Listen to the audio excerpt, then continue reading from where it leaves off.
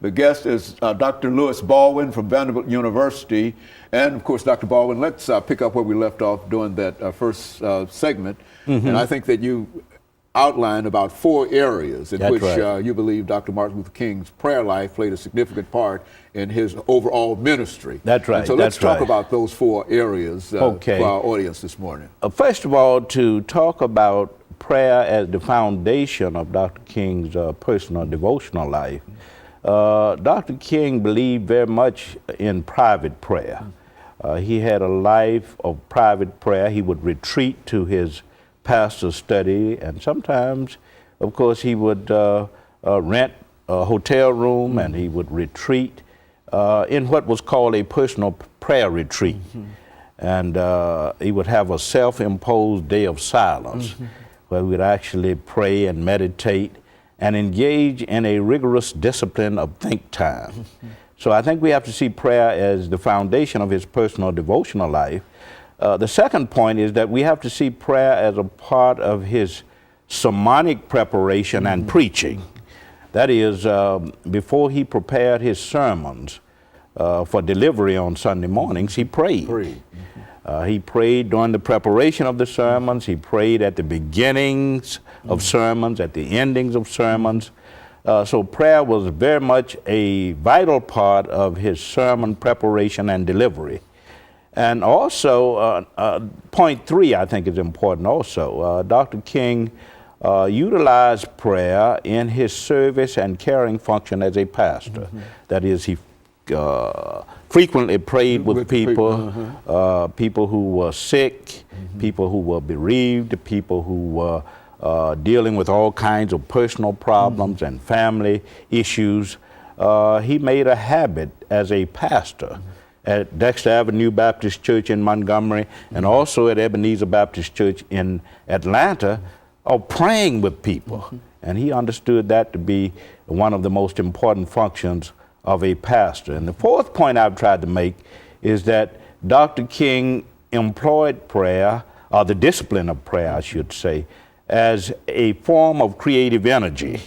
That is a way of inspiring, motivating, affirming, reaffirming, and indeed empowering people in the context of the struggle for equal rights, social justice, human dignity, and peace.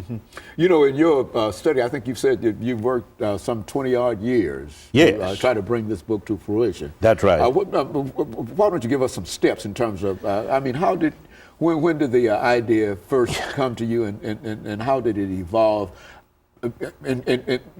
within the context of you writing many other books as this book was evolving? Talk about it from that.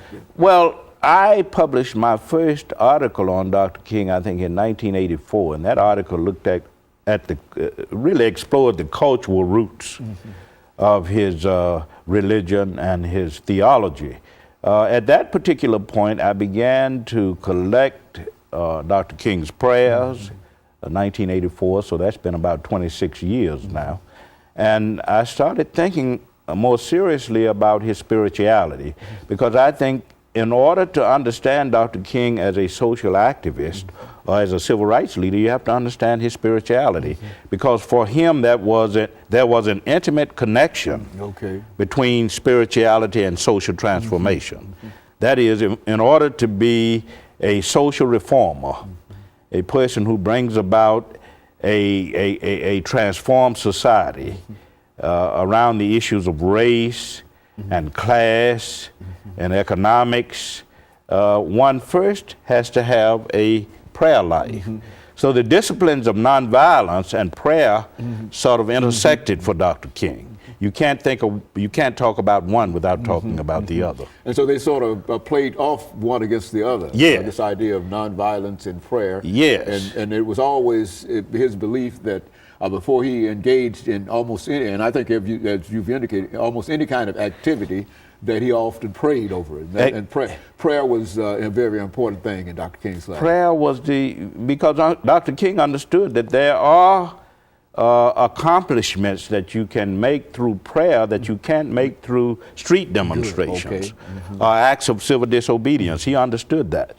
Acts of civil disobedience, street demonstrations, marches had their place in the movement. but he also understood that prayer was very, very important. And so he turned to prayer during those moments when he was pressured. And as you well know, he was always under a lot of pressure in the movement. He received 30 to 40 telephone calls a day threatening his life, his home, his family. So he needed this opportunity to engage in a kind of experiential appropriation of black faith, which means, of course, that he had to retreat to prayer as a way of dealing with these threats against his life, as a way of dealing with these pressures of the movement.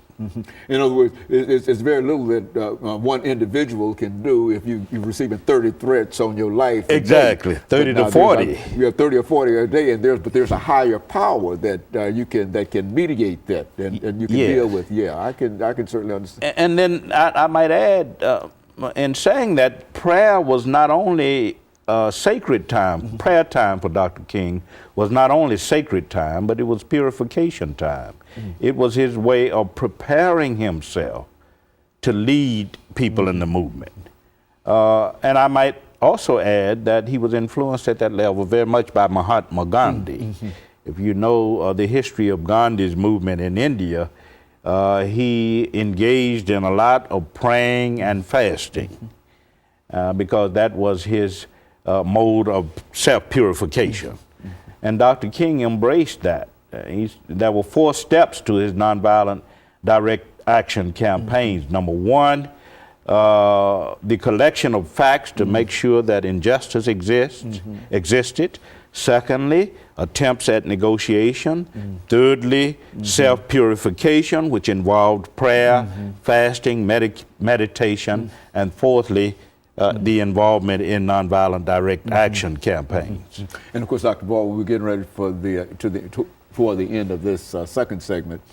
And when we come back, I want you to say something about not only his spirituality, but about the upcoming celebration, because I think that it's always important that we make some new statements in reference to how King ought to be celebrated. And I think that you've done it many, many times, and looking back over all of the archives and information we have, these are some excellent statements, but I think that many of them have to be restated.